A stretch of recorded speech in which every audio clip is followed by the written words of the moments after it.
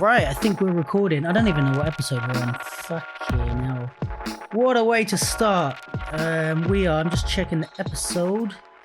We're episode 19 of the Duke London podcast. I've got an old friend with me, Shaadows. How do you say his second? Sefiroth? I love the intro. I got no friend with me, but I can't say. But I can't say his second name because I'm always reading it. You call me Angie. Remember yeah. But yeah, Shaadow Sefiroth. Sefiroth, yeah, okay, cool. What's up, man? How are you? I'm all right, bro. Good. Good. Yourself? Yeah, I'm chilling. Thanks for coming down. I super appreciate it. Pleasure. I know you're busy and we got to kind of keep it a bit shorter today, but that's cool. Yeah, just, you know what, let's start with, give me like a little intro about you. Like, how do you see yourself? Not who are you, but in terms of what do you do? What sort of things do you encompass? Because obviously I know a lot of the people that I know from this, I know through dance. Mm-hmm. So it's like, and I know also a lot of the people I know don't just dance. Yeah. So it's like, okay, what do you see as who you are? I think in a nutshell, I'm a creative director, choreographer, dancer, of course, of different kinds, digital consultant, and a CEO, I guess. Okay. Yeah, well, what's a digital consultant exactly? Basically, I work with brands and corporations in digital consultancy. So I have them basically give life to the brief that they had. I advise them on the digital infrastructure so that, you know, everything that has to do with marketing online, social media, and all of that. And I also help them with growth. So how to target better to their customer and be able to transcend from like a old language, a language that the people can understand. And that's not in terms of like wording, but in terms of like the material that they push out, their campaign methods and stuff like that. Okay. And that's not just dance stuff. That's like anything. That's kind of broad. That's still within the creative environment, but that's not dance. That's not dance related. Right. Because I think maybe a lot of people, I think, might assume like that people blow up on social media by accident or by like, oh, they're just lucky or something like that, and you just get all these followers. But I don't know what it is necessarally, but I know that there's more of a structure to it than that. Yeah, most definitely. There's different. I guess there's different formulas. Okay. There's when I don't know, it could be in any gradient, because a lot of people talk about luck. I don't see luck as a thing, right? Mm-hmm. So let's say you have that person that's blown up incredibly. Maybe that person doesn't have a formula on how they did it, but they've done it for a very specific reason because it resonated with some people, right? That's one-on-one marketing. So there's different formulas with it. So you have the people that are able to blow up and that works. I stand more into the people that looks for formula to be able to recreate that. Yes. Because my personal path was that I just had to understand the formula. That's just how it worked for me by trial and error. But also just I just really looked at things as this is my art and what I do, but what I do is also my product. So even when I started, it was always a thing where I had to kind of like dissociate myself from being able to be like, this is what I do. And what I do is not a physical thing. So it's not like, we sell t-shirt or whatsoever. There's not a given value to what I can have. It's just, how you call it, pretty much obsolete, because it depends on, the general public to decide if this art piece is as value or not. So with that, it allowed me to focus on like, okay, cool. How can I just make things happen in different scales? So that's what the same thing that transcending into me having that inside and being able to like work cooperation on different on different sides. So for you, it was more of like a conscious decision kind of thing, I guess, to excel and to push the social media side of things, as opposed to the people that maybe like you said, they get lucky in a way, or they happen to get featured somewhere and it starts to blow up because it, like you said, it resonates with someone. Do you feel like your journey was more like, all right, I have to learn how to do this because this is a conscious decision I'm making? I can tell you that it was a conscious decision. It's kind of like just to give context to it. Yeah. So let's say, because, you're one of the rare people in the UK that have known me since I actually came in the country. Since the beginning. I could not dance and all those things, because, so there's not a lot of people that know me from like back then. But it's not per se that social media happened and was like, oh my God, I understand everything, I'm going to do that. Yeah. It was in the beginning of like when I started to like get tractions, So you remember at first I was going on by my, I call it, not real name, but acronym to my real name, Angie. Yeah. And then I became Shaadow. So I had a conscious decision, this is going to be my art, this is whatsoever. And then I started to like push out and kind of like expanding myself through that realm. Because even back then, I think 2010, 2011, it was YouTube. Yes. But that was it. It was not real. Social media was not even the thing that we call social media. We had maybe MySpace. Yeah, I mean, moving on to that's Facebook. Only 10 years ago. Yeah. But we didn't. It was another thing. Like I'd post, I would be creating material, more like documenting like my battles, my videos and everything. I'll do that. But that was it. Then all the platforms came about, like Vine, Facebook, or whatsoever. And I just did trial and error. So there was the things that I did as a dancer and battles and dance or whatsoever. But more in a way of, I just want to share my shit. Yeah. As opposed to I'm going to get big. Exactly. I just want to share my stuff and everything. And it was doing good. And then one thing happened with Facebook is that at one point, Facebook started to change as a platform. So now that's when I think the reach and shareability kind of like transcended. So as Facebook started to have pages, right? Because we kind of like got to see that particular network develop because we had it like kind of from the beginning, it developed and started to have pages and like they became big and was sharing all the content, right? And I saw that and was like, am I able to do this in terms of, I wanted to see if a big, a page with like a greater reach will post my stuff.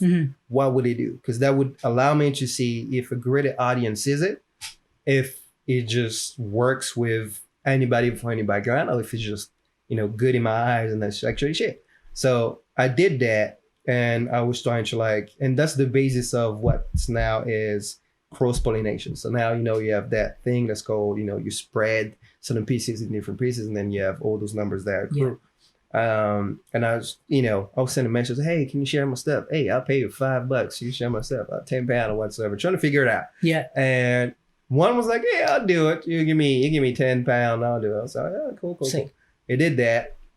And I think it was a compilation of me dancing. Okay. And this went ballistic. Nice. Ballistic. And then I understood that, okay, cool. So if, something exposed to a greater audience works well, I mean, there's a potential in it. So I tried to I just started to feed Facebook with my content on a daily basis. I don't know if you remember, but if you follow me at a time, I would have video schedule on like an hourly basis. Like you would just see my stuff. Yeah. Right? To a point where on your own pages though. On my own page. On my own page. And I even remember like my ex at the time was fighting with me because she just did not understand. She's like, you're posting too much? Not even that. Why you spend so much time on it? Okay. I know my stuff. And then I started to get traction to the point where I got my account into a place where I was generating 2 billion views on a monthly basis. And then I lost it, but it also came with like different, opportunities and brand deals. Yeah. And, I was able to like create another flow of things through that. So it was more like once you got the followers, you could use the followers as leverage to get opportunities? Not even that. Like it's kind of like, because Facebook is different than YouTube and Instagram, right? It's a platform that has shareability features. So what it brings us traffic. Like YouTube is a centered piece of traffic. So let's say you post a video, that's the traffic, right? Yeah. On Facebook, because you have a timeline and you can share different things, there's a traffic generated on the amount of views that you just your homepage gets, when you have a Facebook account. So brands, because example, like I remember I did at the time, I posted a video of like two twins. He had a story whatsoever. That ended up being on news. That's just based on like the reach that he had. Then I got hacked. As in, the news just took it, or no? Did they contact you? It became like a news story, just right? Because my account just had that incredible traction in the algorithm on a certain place at a time, which is crazy. Right.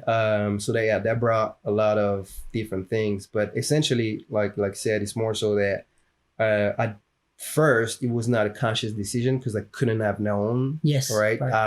Learned through experimenting, and then it became a conscious decision of like, okay, cool, I'm gonna push and build this. Same thing, like I did comedy a little bit. I didn't do comedy because I'm like, oh, I'm fucking funny. It's not what happened. I saw a piece of content. I was like, hey, can I do this? Yeah. I tried it and it went ballistic. I'm comedy, like what sort of stuff? Like commentaries, just like viral memes, because I played there a little bit on Vine and all that work there. So I just happen to experiment with different things, and then if it's kind of like this, right? If you try different things and it doesn't bring results, it means it's not good. If you bring something, I just wanted to explore it a little bit. So that was then my conscious decision with it. Okay. And so was the aim more so like sharing your art, or was it more so becoming a business, or did it kind of transform as you went? Like at what point did you start to think like, oh shit, I can make money off this and this could be my thing? I don't think I've seen it as, I didn't see the social media aspect as a business. I saw it as a funnel opportunity, because it could only be a business if, example, let's say I will be a YouTuber, right? YouTube is not my platform. Right. It doesn't belong to me. If tomorrow YouTube decides to cancel my channel, I don't have a business anymore. You know what I mean? So I always saw, and I still see it as a potential financial funnel rather than a business thing, because I don't have ownership to it. And also I've been in cases where, my first account I told you about, I got hacked, and then it's kind of like, oh, my phone is going down and I'm going crazy. And, but that's one thing. But that also gave me to understand that those things can be taken away anytime, So it's not so secure in that way. It's like he gave me, I think he gave me, well, first of all, it was great because he allowed me to expand my reach. There was more people that could connect with what I did, my art in general. But yeah, I never saw it, and it's never became work, because even like the things that I do in terms of like creative direction consultancy, they're not attached to my social medias. Right. So like even in terms of like as I think as an artist with like a social number, I also never really just like it's ephemeral. So I could never see it as like, oh cool, that's business, or even I mean, to simplify it, right? If the numbers on your social are not like equivalent to whatever you're in common, you can't really see that as a business, unless my numbers just factually making me money on a daily basis. Like that's my work. Yeah. Like that's mine. If I don't know, Facebook, YouTube, Instagram, TikTok shut down, I still make some because of those numbers, then that's work. Otherwise it's okay. So you would, I guess in that way, it's like you're taking it as like, okay, this is great. This is a bonus that I have these things, but I need to make sure that I'm bringing work into stuff that I own and my space that I can create in independently of those platforms. Exactly. Right. So, so many questions. I find this stuff so interesting. So, okay, so let's go this way. What's your view on, because obviously from the way I see it and kind of knowing you for a while as well, you hit this journey a little bit, not by mistake, but kind of it came to you. Yeah. But at the beginning, when we were first on Facebook, right? So now there's a whole different generation of kids that are getting onto Insta and seeing a lot of influence, a lot of dancers with like big numbers, and there, I guess, are how do I say, our idea of success revolves around these numbers. Oh, you have this many followers, you're getting this many likes. And conversely, if our post doesn't do well on Insta, it's like, oh, there's no point, or I didn't do something right, or whatever. So what's your, like, I mean, if you were giving advice to people that were like younger, what's their like aim? Because should they aim to try and get these big numbers? Has things changed since when you were first trying trial and error things? Is there like a new way to do it? Do you know what I mean? That's a good question. In terms of, because it's hard to relate to those younger that started like this. It's like a whole different. Even for me, it was kind of like a correlation of what I've done in terms of, I've really looked at my thing. Like when I started, I think you really start with intention. Mm-hmm. Like, what do you believe is success to you? Like I have a very clear, and I've always had, no matter if my goals of like transforming already as I mature and I grew up as a person, as a man, my intention of success was always the same. Like when I first started and was able to I was like loving this thing. I was 17. I was like, yeah, I'm dancing. I wanted to be able to make a living from it that extends to the comfortability of myself and my family and my extended family. So that meant that it could not be something, oh, I'm just dancing and I'm getting it. No, it's my art should be able to come to a place where he has built something that feeds, my mom, my kids, the people around me, and whoever is around me and extending from it. So that's my vision of success, and everything that I do is from like going, the journey between that progression. That's how I see it. So even the numbers and the things like this, they just came along the way. Also because there's a different thing in terms of like, even when I started, there was no, like, you had still one route, which is getting your stripes and basically get, respect from your market. All right.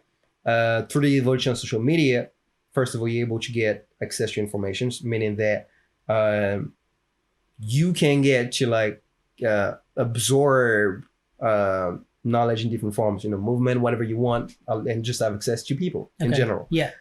You're also able to grow with your own means. So let's say you practice a little bit, you just have something special. You can end up having super great number on social without having to go to the route of the one route that we had, which is putting yourself in different spaces and excelling those spaces. So if you were, a freestyle dancer, you would have to, show up on different fields of industry, maybe battles, competition, choreographies, but all of those sides, and basically show up with excellent work until you get rep and people know about you, right?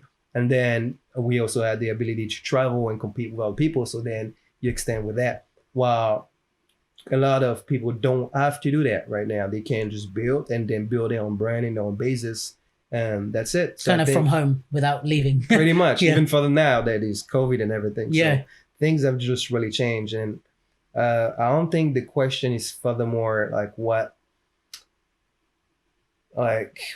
good advice I can give them. I think it's the intention. Like if you're really in it for you know why you want to be successful, and also that love and for the art, you've got to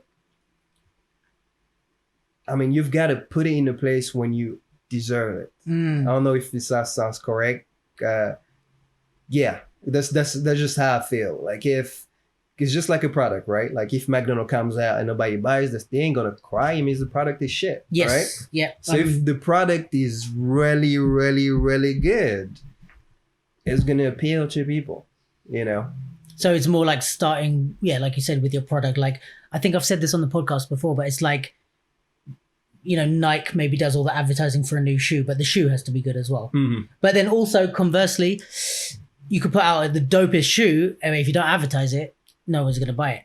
So it's like you need both. That's true. In a way. But then you need to understand the advertisement part, but then that's also building process. Example, let's say think I got a good. Do you know the brand The Hundreds? Yeah, I love the hundreds. Right. Yeah. Well, the hundreds, they basically started up by painting the t-shirt and logos and going into a few shops around LA. I think I have his book here. Yeah. That's the shit. And they paid a few bucks to just get their shirts on the till, and get their friends to just come in. But you know what I mean? Even their marketing process, they've actually put that work. And people, I think, like to kickstart it. You know what I mean? Generally feel that, all right, cool, I'm great, and things should come.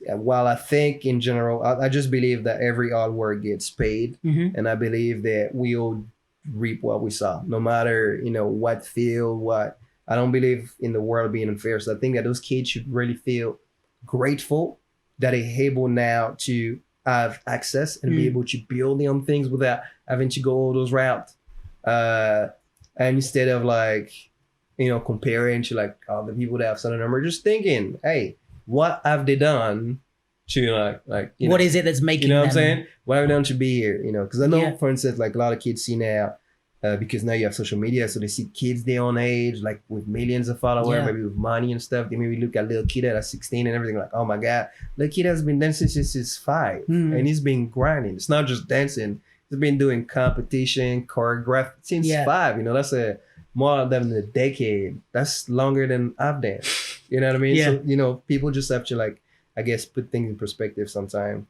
and just focus on their own shit. Focus on their own shit. So do you think in the realm of building your social media and let's say you've got your product and you believe in it. Let's say, because we're both dancers, you're a dancer, you believe in your product, now you're right, I'm going to do what I can to push this and get it out to audiences and stuff. Do you think that there's a point where you can go too far in a way? Because I hear people talk about buying followers and stuff, and people are oh, don't do that. You want it to grow organically. But then it's okay, maybe if you have a higher follower number, more people are going to think that they need to follow you because you're someone, if that makes sense. Or I don't know, even the example of the hundreds, I don't know, with the story is for anyone listening that doesn't know the story, they basically took their t-shirts into a shop and I think either paid or lied to get the guy to sell the things, and then told their friends, they gave their friends money and said, go in and buy the t-shirts for us, and then went back and said, how are our shirts doing? And the guy was oh fuck, they gone sell us more kind of thing. So therefore they kind of kickstarted it. Do you feel stuff like that, if we did that now with our social medias, in terms of, I don't know what the example would be, maybe paying for us to get into certain places where it looks good, or in front of a larger audience? Is there a place where it goes too far, or is it just, you got to hustle, do how you want to do it, and there's no wrong answer? Oh, it depends. Again, it comes back to intention. Okay. In longevity, that never works, because essentially is, your community and your audience, right? Yeah. Beside that, because I work a lot in that aspect, is that people should know that it's not, you cannot fool people with those things, because it's data, meaning that it's tools that we use in order to track infographics and so for essentially even the people that brands work with, only people with genuine and organic following, just because they can't really give a product to an audience that's not responsive, doesn't exist. You know what I mean? So it's essentially your community. And on top of that, in terms of the metric and how platform works, is that they basically will punish you for how you call it, for a engagement that is not in ratio with what you have. Really? Yeah. So basically, so if you grow mad quick, it's not about the quickness. It's just about your organic feature of your following. Okay. So you'll just be like a uphill battle. So they're trying to aim it towards organic growth, basically. Interesting. Because I think from people I've spoken to and stuff like that maybe aren't as successful in that area, I think there's a sense of say for example, in our community, I think everybody knows Yak Films, right? Yeah. I think there's Yak Films film good dancers, and they have a certain there's a few platforms that are like this, that film good dancers, and they have a certain stamp of approval, which is if you're on their YouTube channel or they post something, you're like one of the good dancers, right? I think the same I with don't think it's the same now, though. Oh, you don't think? I think, well, we can expand. Yes. I'm going to let you finish. Expand a little bit. Yeah, definitely tell me your opinions on that. But I feel like, maybe like Yak Films and I don't know, there's a few others like Stance or other play like for breaking maybe. But I feel like there's a mentality that people are like, oh, if I just got the opportunity for them to film me, even though I'm like some, not me, but whoever's like some unknown person or whatever, or if I just get them to film me and put it on their YouTube channel, everyone else is going to think I'm one of the good people that they should know. Then I'm going to get all the followers. Then people are going to invite me to all these battles. Then I'm going to get money and stuff like that. So they're kind of maybe looking for like maybe their product is dope, maybe their product isn't dope, but they're like, I just need to get the opportunity to get seen, or for one kind of person with a bit of power to believe in me, or to showcase me or put me on a platform. It's like, I guess if Bruce decided to just hire some unknown person for Just Taboo to judge, we'd all follow them the next day and we'd be like, oh, maybe they are good. Like, you know what I mean? Like, I think they suck, but I guess they must be good if they're on Just Taboo. Maybe there's something I'm missing, and I think there's a bit of a mentality of that where it's like, okay, like, I need to work on my product, but what's more important is like get myself seen somewhere. Like, and so that's what I mean, that maybe it's like, I could understand people thinking like, oh, what if I just say, because I guess like you said at the beginning of your journey, like you were kind of messaging these pages. Maybe it's like the real life alternative now of like, if I just message Yak Film and say, oh, if I pay you, can you put me on your channel, or something like that, maybe it'll get them that platform to be seen. I get what you're saying. Yeah. So basically I was actually having a conversation with my girlfriend about this. The subconscious need that most of us women creative space seek for, that gate to, not necessarily I would say that get to success, but to get to opportunity, exposure. Yeah. Like, I just need to be seen. I think that's the perfect thing to like summarize it. I just need to be seen. And I think that's what some people think that's all they have missing. Is like, I'd be perfect if I was just seen, Exactly. And may or may not be true, but I mean,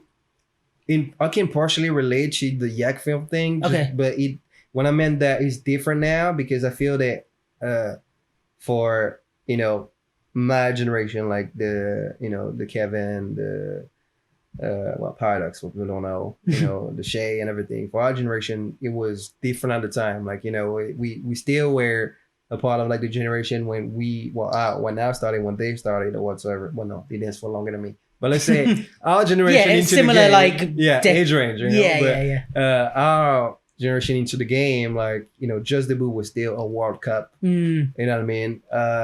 Yak Film was like that dance platform where you'd get to like see amazing dancer that would inspire you, and you'd be like, man, I would love to like get, be able to like get on Yak Films and get a dope video. It was like kind of like still had the prestige. Yeah, it was, and it was fooling, right? Like why I wanted to battles per se at the beginning when I started is because it was literally like a football workout. Like you look at like, oh my God, you will even look at their journey. And that's how, got me into all of this. So yeah, if it was not even Yak Films, it was not about numbers. Like even for me, like getting on Yak, happened the random thing. I was in SDK, Cash, came, and then, I became friend with all of them. But yeah, I think just things were just different. You know what I mean? I think it was more just maybe because of the fact that we didn't grow with social media. So it also meant that the things did not have the same corresponding value. So I would not look at Yak Film like, oh my God, I'm going to get mad views. I want it. No, it was more like, I would love to be able to be put on that space because of my skills. Because, even Yak was not a thing where you were going to be in it because you dropped that message. It was more so that one of them would have seen you and be like, he's an interesting dancer. I would love to film it. And that's how someone that fits in with their idea of what's worth showcasing, I guess. Yeah, exactly. And the three of them have different vision. It's three different people. So also, dependent. But I do understand partially I think the want to be somewhere, which I think is great, but the how you call it, the need to be seen, which I think is contradict that flow, right? Okay. Because it's kind of like you strive to that one moment which you already think that you already have everything, and that's just what you need. The last piece in the puzzle. That's just the last piece of that one opportunity. Wow, it's like a vast journey. There's different dots that you gotta hit, and maybe these other parts that you gotta go through to learn new things. You know what I mean? Like I would, like you would ask me, in 2020 right now, 9 years ago, even if I would have just did choreography, like I was not the same person. I just got in the game. I was hard headed. This hip hop is this, hip hop is that. That's me. You want to choreo? I'm like, no, it's not hip hop. That was me. You asked me the same question 3 years later. I'm starting to do music videos and choreography because my mind expanded. Right. You know what I mean? So it's not that someone didn't give you the opportunity to do a music video earlier. It's just that you weren't ready to do it. Yeah, I didn't want to. You know what I mean? So, but yeah, I just think people maybe need to review their. That's not people. I also think in some way the industry like forces some of us to also think this way, just because you gotta go to a casting agent to get something. You gotta go. I think so. That's also maybe. And I think some jobs and stuff are looking at people's social media followings and stuff like that. Yeah, now it changed. So now there's also that fact now there, because the world has changed slightly.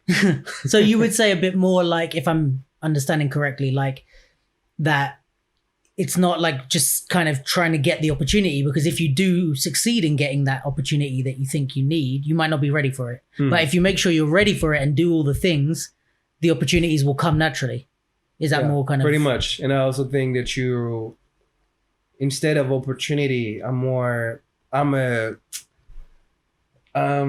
really pushing the incentive of being a hunter-gatherer. Okay. So instead of like being ready for opportunities, is making them, right? Because at the end of the day, I mean, anybody that has, even still I am, like I'm doing a lot, and I can't complain, but I'm still not in the place where I'm like, this is great. Just because until I'm in a place where, like I said, my extended family, like if I die, I know that my kids, my grandkids, and beyond them are fine. I mean, that's not the right place yet.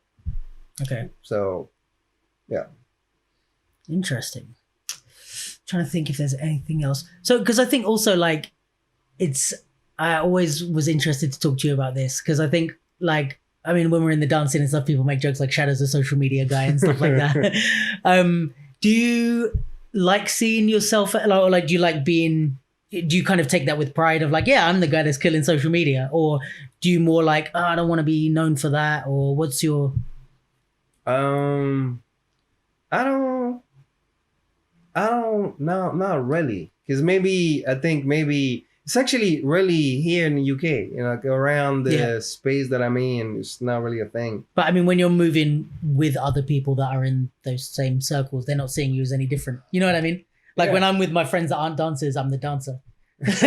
So when you're with your friends that do social media, you're not the social media guy. You're all successful on social media. So I guess when you're around people that are not so successful on that thing, they see you as like, he's this guy that figured the thing that I can't figure out. You know what I mean? Well, but I'm really not thinking like this. Like I told you, I'm really a hunter-gatherer. So I'm like, my mindset is, until the thing I told you about my family and the things I want to build is there.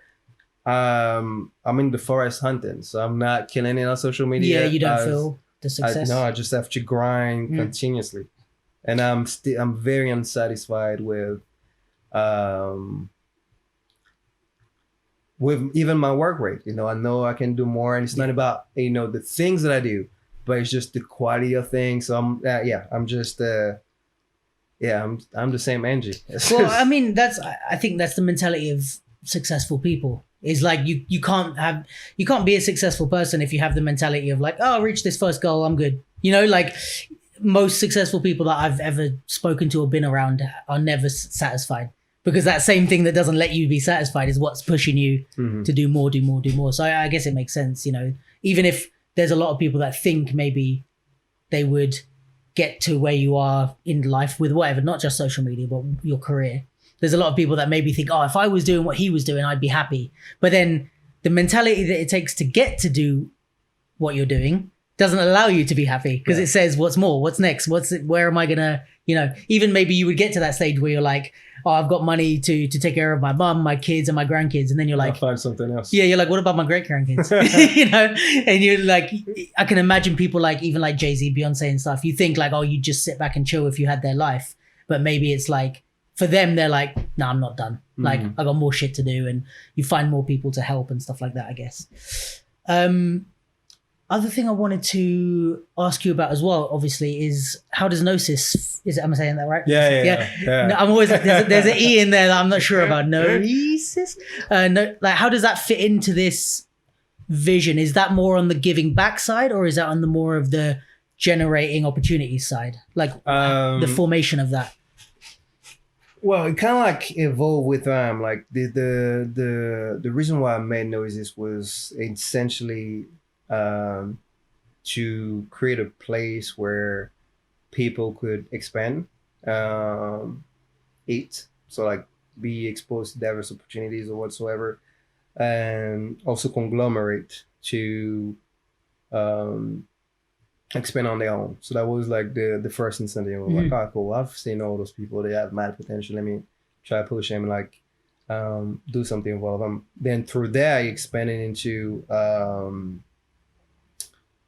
essentially what I want Noises to be is a place that's self-sufficient.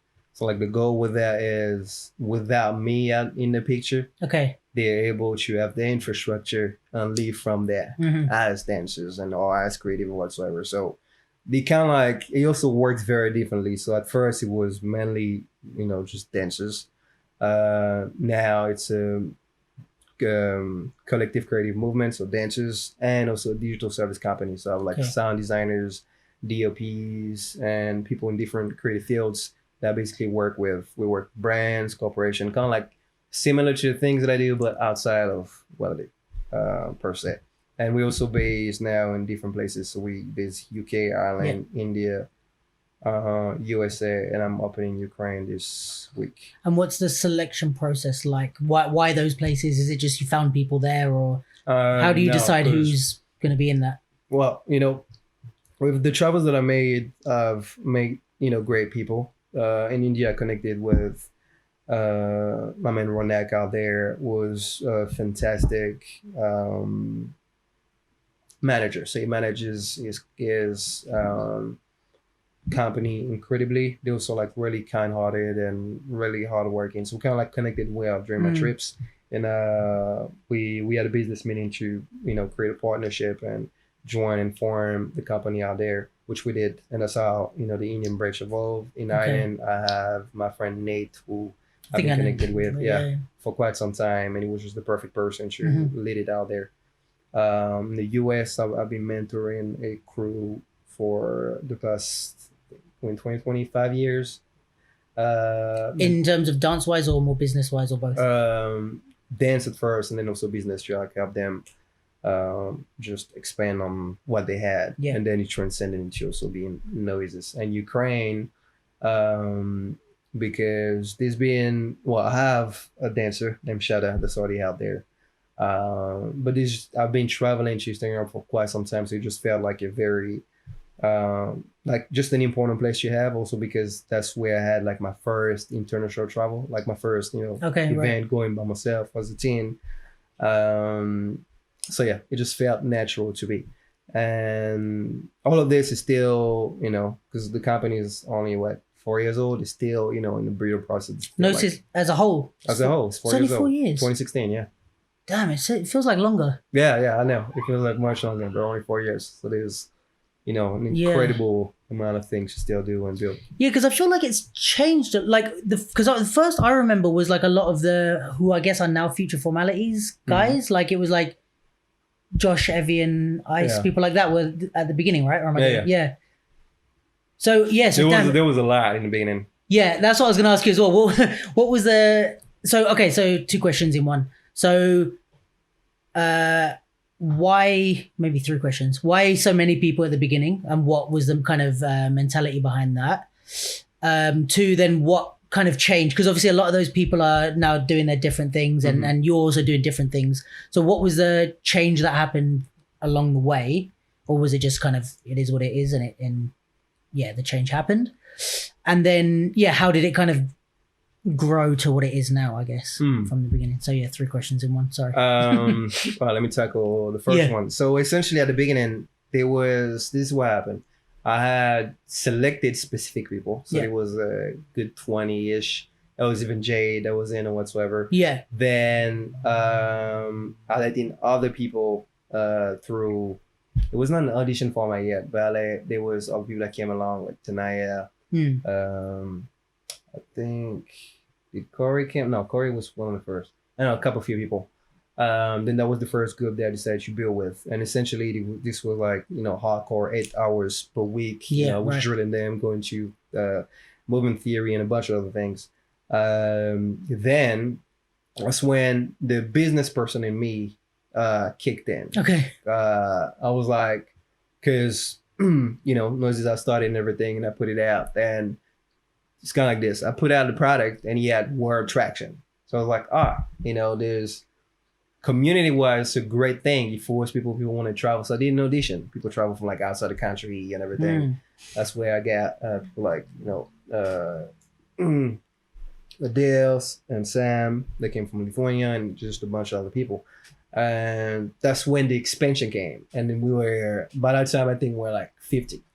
All right. Before that, we were like 20, 30. And then it was really big. Because you kind of saw like, oh shit, this is doing well. I could do more with it. Yeah. I can build up more and keep the traction and keep pushing and whatsoever. And then also at the same time, because I was just thinking already in the long run in terms of as a business, the most important thing for me was I wanted to be a B2B business. I didn't want to deal with consumers, sell t-shirts to to the company. No, for me, it was being a B2B business. So I already had a map into which area that I wanted to work in, which was with music, because I've been working with Universal now for the past 3-4 years. And that's what you wanted Gnosis to be? And that required, at the time, it was still 2016, very young, but I already thought, okay, cool, we need to build some of the things, work on content and material, and just push out the product. Yeah. But, that was not the same mentality of everybody at the time, which is fully understandable. And then I think there's a flow of things. So like this, there was being, I think after that time period, there was like a few separations. Also, by the way, because I was not, at the beginning, I was not by myself. Like Jade gave me incredible help. I just want to put this out there. Yeah. She's been incredible with like, because I was still very young. Jade Hackett. Yeah. She was still very young. To Jade Hackett. Really great with, how can I put this? To really manage people. Not manage as like, like deal with people's different emotions. Yeah. I'm a dude, and I'm a dude, like when I'm at work, I'm like very logical and, so there's things that I cannot be maybe attuned with. And did she have a position in the company? No, not officially. She was just helping you. She was like be really, really, she was just like really helpful. Okay. Also because I was also at the stage where, at the company, but I also was really busy. Sometimes, traveling and everything. And she was really helpful, nice. Which I'm really appreciative of. And we're still very great friends, which is amazing. But that's what I think pretty much happened. And then it's just life in general. Like a lot of like the separation that we had was just natural. Like people had different involvements, because I had a bunch of the guys from PDK, but it was also PDK, so I had their own thing to build. So like at one point, like, I'll sit down and be like, guys, we need to speak, just because you're here, but you really need and want to build your own thing at the same time. And that's literally what happened naturally. So like from like I think the originals, from like the first gen, the ones that I got still got to listen. And Paris and Louis. Other than that, right now it's all new people. Yeah. So do you feel like, I don't want to put you on the spot to answer this, but I don't mean this in the way that it's going to sound, but like, do you think that you would not regret how you started it, but would you, if you go back, would you change things, or is there something that you learned, or is it just more that was the natural progression? Oh, never, man. I think I only have a few regrets, but that's not regarding to my company. That's regarding to like, things that I've done to people and I've hurt people that I care about. That's unrelated to this conversation. But the only regrets that I may have in my life. Other than that, I don't think, I really think that it was supposed to flow this way, also based on like how things are. Like, my company is in the most beautiful state that it's ever been. There's maybe some things that could be better on like, I'd say in example, in the UK, with like in terms of like paper thing, I had like incredible skillful people, and those people are gone. So it's different people that have skills, but it's different. It's not the same. That may be, the only thing, but the state of the company, the nature, the growth, how we are, I don't think he would have happened, or we would be here if it would have happened in a different way, if you know what I mean. In the same sense, I don't know if, I would have stayed with everybody if I would have the same relationship that I have right now. Like, like Jed is like a sister to me. I'm really close to, son of people. So I just feel, I really feel it was necessary. I had to go through that journey to get. For those people that left, I also think that helped them expand on their own things. Like, I'm still in contact with Mikey and Johnny, and they're doing incredible things with PDK, So I think it was just, I think it was necessary. Yeah, I think it's true. Like, not everything has to like last forever to be successful. You know what I mean? It's like, even if it's a short time and people move in and out, it's like you can both still gain loads from the time you had. It's kind of like with relationships, like even if you break up with someone, it's not like, oh, okay, that was a waste of time. You still learned and grew as people. So it's something, I guess. And you're still with your group? Which one? With UMA? Yeah, UMA. Yeah. Like, it's still a thing, but I think the thing with UMA was like, why it's still a thing is because we were friends first. So in terms of the friendship group, we're still friends. Like, all the guys who used to come down to Watford and hang with us. Like, and even like Isaac and Dennis and stuff who are out in Germany, like, we're still all friends.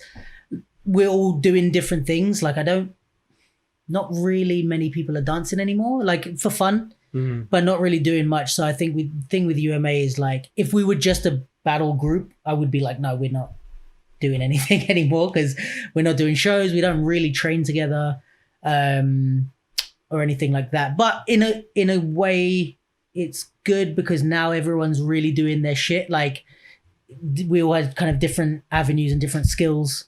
So like Lee's doing a lot of painting. I don't know if you've seen his I've seen some of his work. He's fucking dope. Yeah. And like Abe is an actor, and like Dennis is back out in Germany and he's doing his thing. And like everyone's kind of, as we've grown up, gone into different realms. So I think the best thing that happened was us to accept that and not to force ourselves to like, oh, let's do another battle when we don't want to, or do another show when we're all like wanting different things out of it. So yeah. Like, we're still, like, I see the guys all the time. I was with a few of them last night, but yeah, it is what it is. But yeah, it's nice. I mean, it's part of growing up, I think, as well. Is like, you have to kind of realize what means something to you. And I guess maybe that's the thing with Gnosis as well, is like that when you had your idea of what you wanted to happen, maybe the more that got clarified for you, it was easier for other people in the group to be like, oh, that's what I want, or that's not what I want. You know what I mean? Like, once you start to get the direction, fine, then people can go, oh, that's what we're doing? Cool, I'm in. Or, no, I'm not so much in, Maybe it's easier like that. I think so. Yeah. What about, we haven't got too much time left with Mr. Shaadow, but let's just finish on, how do you feel about your place in the UK scene? I'm always interested to hear people talk about this. Like, that's a really good question. Maybe I should have started with that. How do you feel like you are? Yeah, where do you, like? I'm not going to give you any prompts. Like, where do you see yourself in the UK scene? How do you think you're perceived? How do you feel? Where and how do you feel welcomed? Like, what's your thing? It's a really good question, a really difficult one to answer. Yeah. In terms of, because I am in my bubble per se. Like, I'm here, but I'm not here. So it's not like, people can like really, I'm gonna go there and see Shaadow. You can't. So I'm like, I'm present when I'm present, but I'm not really within. I'm not in the scene like this. Right. So my place, like I've been living here for like a decade now. Yeah. And I rep the UK and I live here, but Because you're originally French. Yeah. Okay. Did you live in the States as well? Yeah, I lived in the Okay, States. right. That's why I was thinking, is there American? Yeah. Yeah. But I'm French. Yeah. And so I would not be able to tell you like where I place myself. Like I'm I'm here, I live here, I rep the UK when I'm doing my things, and there's the flag that come across. But I can't really say that I'm a part of the scene. Okay. Interesting. I do things in order to give back to the community or whatsoever. Not because the community has given me anything. So that's a very weird relationship per se. Because I've had a very related relationship with the community. Because that's the thing that I think is very funny, because I get to like sit here and kind of like see the different things. Because like me from the beginning. Yeah. Lucky for you, you've had a consistent behavior with me. Right? A consistent what with you? Yeah, consistent behavior with me. So you haven't changed through it. But I'm glad you feel that way. You know what I'm saying? Like I've met people, there's people that have met me, since I came, and the UK did not welcome me at all.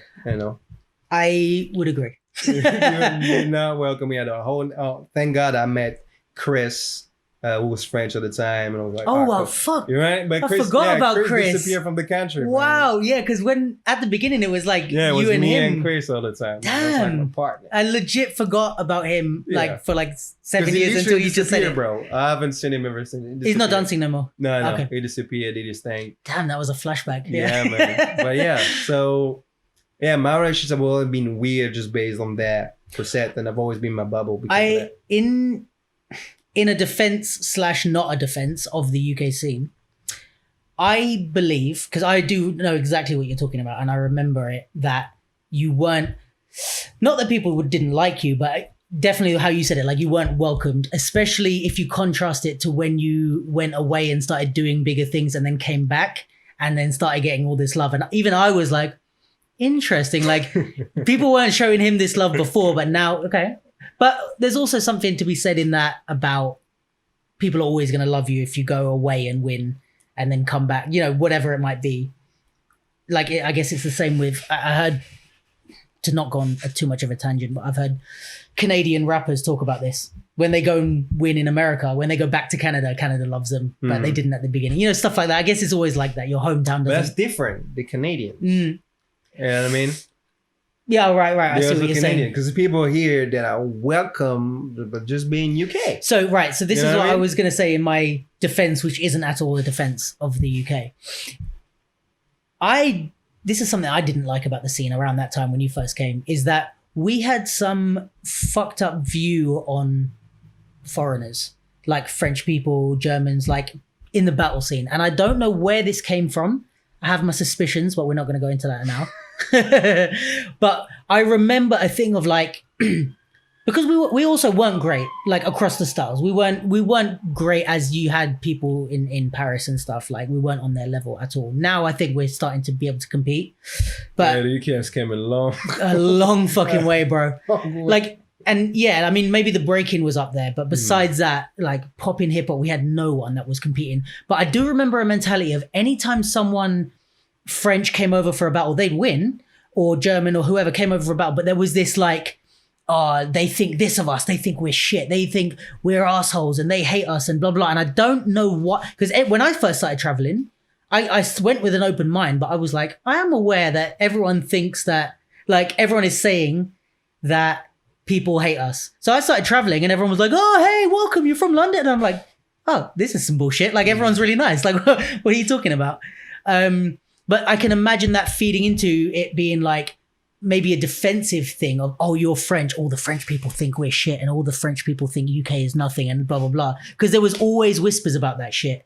And I think it was just some fucking insecure older people, if I'm honest, in the scene that were doing that.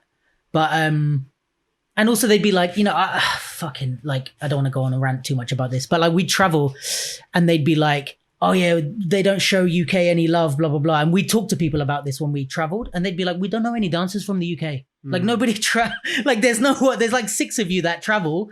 We can't say, oh, the UK are dope when we see 6 of you and you get maybe to the quarterfinals. Like there's no one killing it from the UK. So what? It's like right now I'm not being like, oh yeah, fucking, I don't know, I don't want to cuss people, but like shout out some random country. I'm like, until I see loads of dancers from there, you know. Yeah, you won't be able to like. Yeah, you can't just give them love. You don't fucking, it's the scene. If you're in the scene, you're in the scene. If you're not, we don't know you yet. So it's fair enough that no one was like, oh, we love London, because there wasn't people really traveling from London.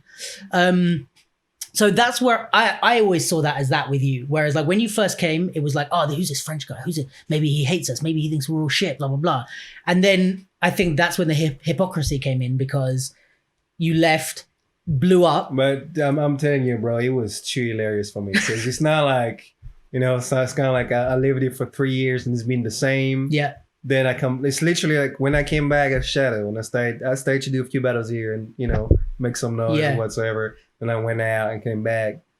Every single person in this country would see me.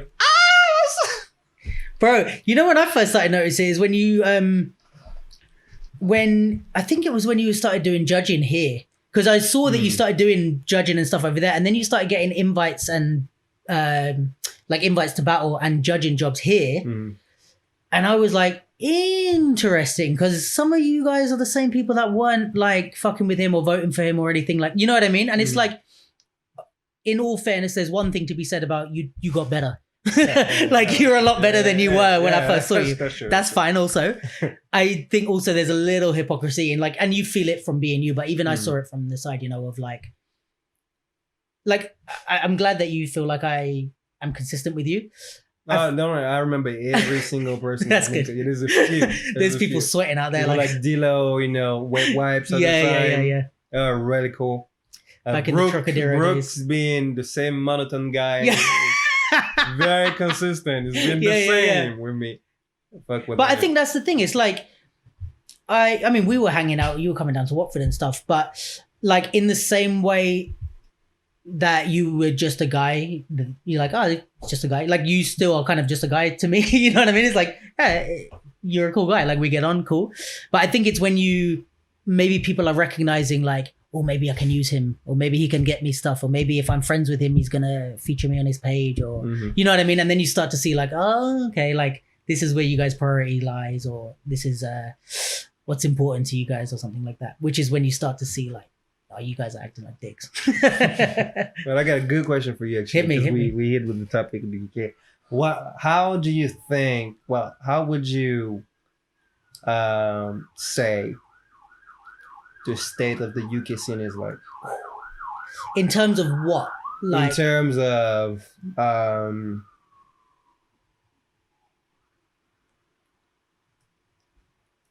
not talking about skill set. I'm talking about how do you see the UK scene as a thing?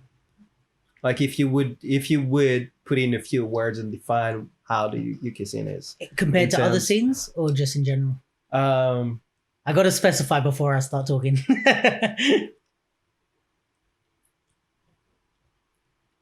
Okay, in comparison to scenes, I'm going to give both straight. In comparison to scenes that are really good on the commercial aspects, then there's an opportunity.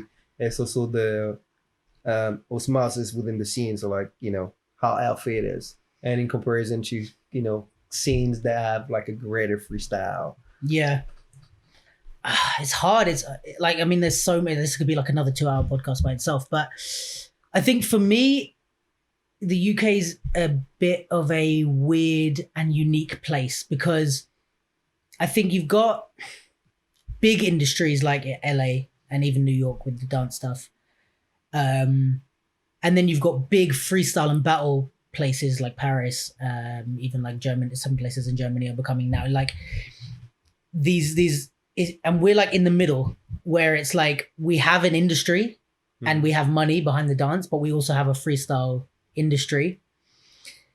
I think the weird thing for me is that it's how do I even say? Like, it's very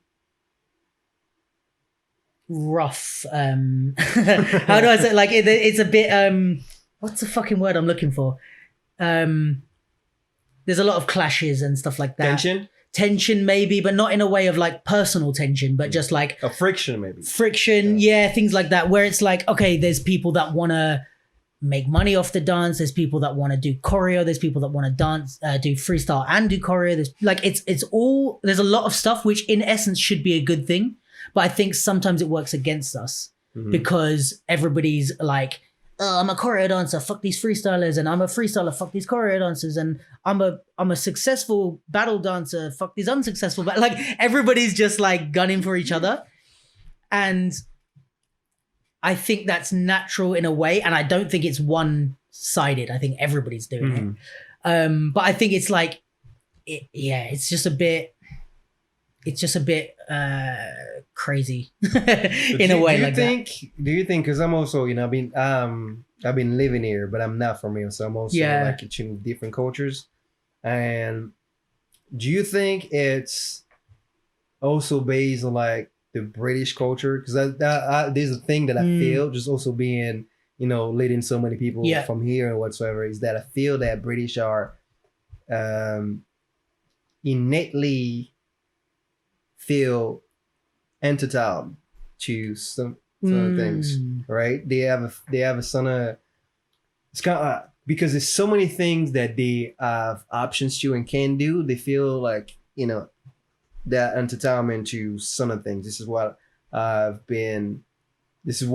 think is just based on like being around British folks and just saying like, there's a culture of like just people complain about shit in general, Yeah, it's a little different example. Like if you come from France, just because opportunities are so scarce that it's kind of like a rose that grew from concrete. You just got to fight for it. Like you have so many. And you feel that if you go to, what I mean? So many incredible dancers, but there's just not a door for everybody. So everybody's trying to like, get a piece, and that's also why you build a skill level like this. But here, let's say, I'm shit at choreo. Let me do freestyle a little bit. Those are options. Oh, I can do this. I can do that. I can do theater. There are a lot of fucking options in this country for a dancer, and I do think that there's some sense of entitlement. Oh, that's the right pronunciation. I'm actually great Sorry. that you understood what I said. No, I have I have a lot of French friends as well. No, but like, I think there is that sense. Like, I think I noticed it when, you were here when Trocadero closed. Yeah. And everybody, it's funny we say this like a full circle, because you were saying about YouTube and stuff like that being like not your platform. Trocadero was never ours. Let's be real. Trocadero belonged to whatever the fuck that arcade was. They said, oh, you can use this for free. And then when it got shut down, everyone was outraged that they would take this away from us. It's not ours. They happened to be leasing it. And we know big businesses. Like if you have a brain in your head, you understand big businesses. At the minute they can make more money off something, why would they just give it to us for free? And not only that, if we're also fucking up the place and making it messy and there's like nefarious people coming through, because it would attract crowds, and then you get like maybe some homeless people coming and stuff like that, where it's like, of course a big business is going to take that away as soon as they can. And everyone was like, no, let's sign this petition so that Trocadero can stay. And it's like, at the time I was like, okay, cool. Like I support your efforts, but I ain't going to work. Like then they're not going to do that. So I think that kind of reflects a lot of the attitude here of like, we're entitled to this and that. I don't know how that translates into the work rate of the dancers, because we do have some highly excelling dancers that have come from like in a short period of time. I find like France, let's say, or Paris at least, has like a longer lineage of good dancers. I find like when we were getting our asses kicked, like Niako and Section C and these people were like dope. And from then to now, we have people that are on that level of the best people in France. You know what I mean? We can argue all day who's better, but like, you know what I mean? It's like you send Brooke to France, he's not getting smoked. He might lose at some point, but he ain't getting smoked by a lot of people. Same with hip hop. It's like, you've got kids like Evian, like send Evian anywhere you want in the world. He's not getting smoked. He might lose. He's not getting smoked. And that is like a big thing to happen in 10 years, I feel like, you know what I mean? So it's interesting because I do see these glimpses of like, there's a certain, maybe it's just the unsuccessful people, and maybe also we're not seeing that from the other countries. Because like I don't see all the people that are whining and complaining in Paris. I just see the good people who are out here traveling and winning and doing well and who are my friends and not unsuccessful. You know what I mean? So maybe it's like that demographic of people in the UK, because we're here and we're around them, we hear more people moaning and this and that. And it's like maybe there's just moany, whiny people everywhere. You know? The thing is with France is they can't, that's the thing. They can't moan because there's not the same access. Like, you know, the example, like the simple structure here, you have all of those outlets, you know, hip hop theaters, commercial, dancing, social media, whatsoever. In France, you have, as a street dancer, you have battles. Yeah. That's it. Then you can work for a company and try to get your hours so that the government pays you $1,000 a month at some point. You know, that's I feel like France has good hip hop theater stuff now, no? They have a lot of more hip hop stuff being accepted in the theater. But it's not a very lucrative form of work. Like it's, you know, they grinding continuously. And also because like out of here, like, you know, in the UK, let's say you have in hip hop popping, or break is a little bit more people on the moment, but let's say hip hop popping, you have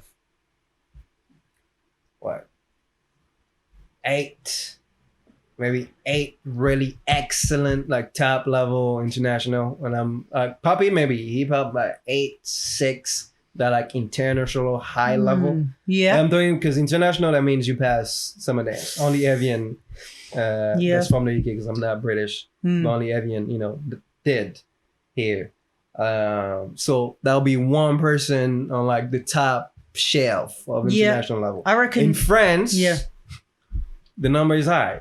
The number of top shelf, the number of like, you know, but I also think top that's tier, because of mid the time. tier is really high. Kids in Paris, kids in France right now. I mean, the generation of like the Rubiks and everything, they're barely in their 20s. And there's like thousands of them. But too. I wonder if that's true. There's more. But so here's the other thing. I think part of the problem why the UK doesn't have as many, like we have, like you said, like how we can argue the numbers, but a small amount of high level dancers compared to the other places. But if imagine you're like a kid that just came in, you're like the starter Pokemon, like a dancer, and you haven't chosen a lane yet. Because you've got more options, there's less people that are going to choose battles. And also battles are of all the options, battles are the least profitable option to choose. So we have way less kids who are like, say you get Evian or Ice or Josh or any of these young talented kids. There's probably another 20 for those, like we have those 3, let's say, for example. For those 3, there's probably another 20 that are as good as them. But they were like those other 17, let's say, but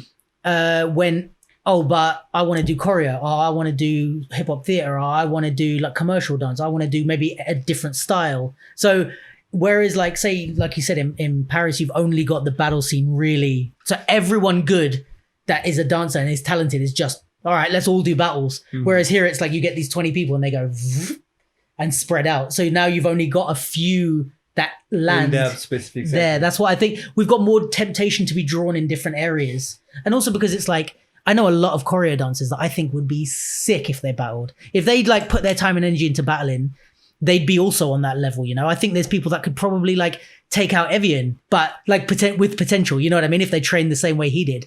But they don't, because they're like, I'm not going to spend time on that. I need to make money. I need to go and do this commercial job. I need to go do that. You know what I mean? So in terms of potential, we don't get all the potential concentrated in the battle scene. I think. So I think that's part of our numbers problem, let's say. Because if you also look at, I reckon if you took the overall number of, let's say, just a shitload of dancers in the UK. There's a shitload of good dancers. Like if you took all London and all Paris, I reckon the numbers would be pretty similar of like how many good, maybe even more in London. No, there's more dancers here than there is in France. But like, and now it's percentages. A bigger underground community. Exactly. Because most of the stuff is on the ground. That's just it. And then you get also the good people from Paris who even we're looking up to, you know, like everyone from our generation, I feel like our like idols were not English hip hop dancers. Like I don't even know who there would be of that generation, but we're looking up to like Nyako, Joseph Go, Salas, like all these people who were like the top dons back in 2010. I mean, some of them still are now, but So we're even looking up to the French dancers. So all the French kids are definitely going to be like, oh, I want to do what they're doing. Whereas here you've got maybe people around that time would be like Kenrick or like people that are doing like choreography stuff or hip hop theater or that type of thing, Zoo Nation's old stuff. Like they may be the people that all the kids are like, I want to be like them, not I want to be like Miyako. You know what I mean? So it's, I mean, again, like this could be like another 2 hour that podcast. could be a like 2 hour conversation. opinions on the UK scene. I also feel, it's the people also that are on the place that you can look up to. Be like, hey, this is the path that I can see. Yeah, but I think also as well, there is something to be said about the entitlement and the almost laziness that comes from too much. Let me attempt it again. Entitlement, yeah. Entitlement. Is it the same in French? It must be. MENT is usually French as well. Yes, it sounds because of the wording, but it's not the same. Okay. Sorry, this is my question. Entanglement. It sounds similar. I'm not going to entanglement, basically. Entanglement. Oh, yeah. Entanglement with August. So, yeah, I think also there's something, I notice it because we tend to get a lot of really highly motivated people from outside London who move to London. And they're sometimes are way more highly motivated than most of the people that live in London. Yeah, the first person that popped up when you said that, Marshall. Marshall.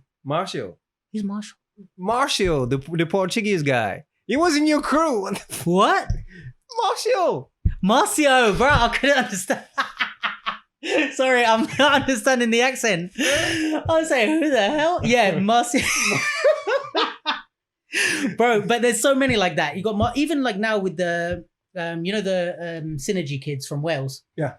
They come down and they're on it. They're like, oh, I'm entering this. I'm doing this. Or we're here for 4 days. I'm going to do this class. Like, so when you don't have the access every day, when you do get it, you're like on it. So, but I think also you see a lot of London dancers that are like, I'm like this to an extent. They're like, oh, there's a class, there's a battle. I might just stay home and watch TV. Like, I'll go tomorrow because there's always something happening. So it's easier for us to sit back because there's always going to be another thing. If you're only here for a short time or you've grown up without any access, when you do come here, like you said, a lot of maybe you even see yourself like this, but like a lot of people from other countries that come to London, or any big city really, they come with such a motivated attitude because they're like, I know what it's like to not have this available to me.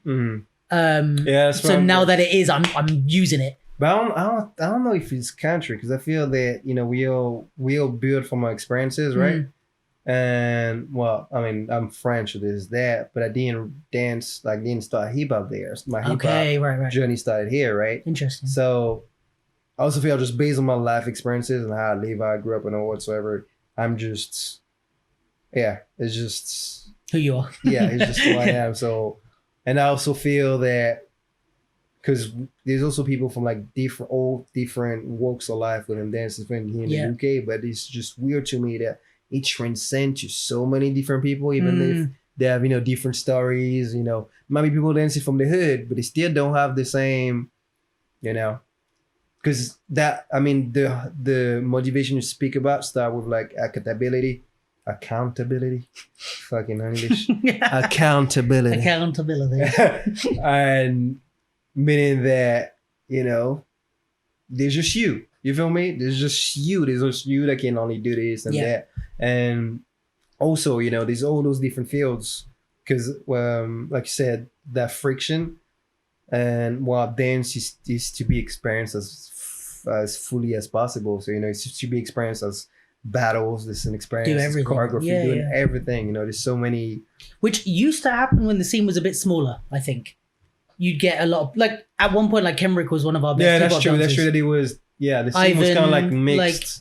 I remember at the time these were like, events or even battles. You get choreo heads, freestylers. Like our best choreo events, they'll be mixed too. And even people like Brooke and those guys were choreoed. Like they're sick freestylers, Brooke and Sean and all those guys, but they're also sick. They're like one of the most respected choreo groups. Mm-hmm. But then you have like Kenrick and Ivan who came up doing sick choreography.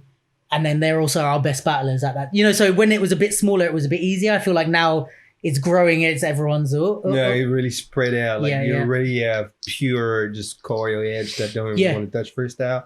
and have some freestyler like, I will never do choreo ever in my and life. at the end of the day, it's all dance. Yeah. It's like you're not doing anything really different. It's just dance. Like it's just different formats of it. You're putting it in different contexts. But yeah, I'm a bit optimistic though. I feel like it's a period that we're going through. The same way we went through that period of the scene being a bit smaller and stuff like that. And also we had a lower level. So there's pros and cons. But I think now we've gone to this phase. I think we'll move through this into a phase where it starts to, well, I think we already are. Like even people like Ice and Evian started from like, I don't know about Evian. I know I started from Boy Blue. Stuff like, like, so there's people, okay, they're technically choreo dancers that have become one of our better freestylers, so I think it's like, okay, we're kind of moving through that phase of separation and maybe into a phase where everyone's, and also I watch a lot of like, these young choreo groups, like, War, like we are not regular. Sorry guys for fucking up your name if any of you are listening.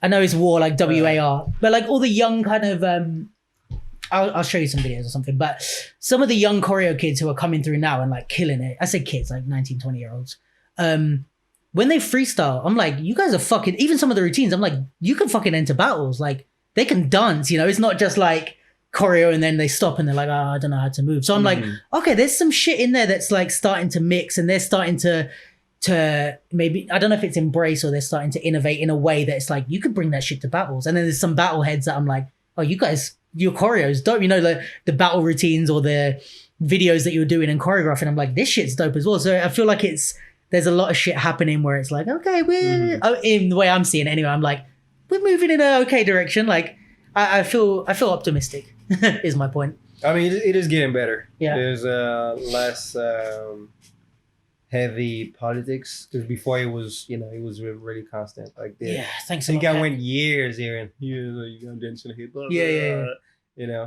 But yeah, then, that is less. And then Kashmir, calm down.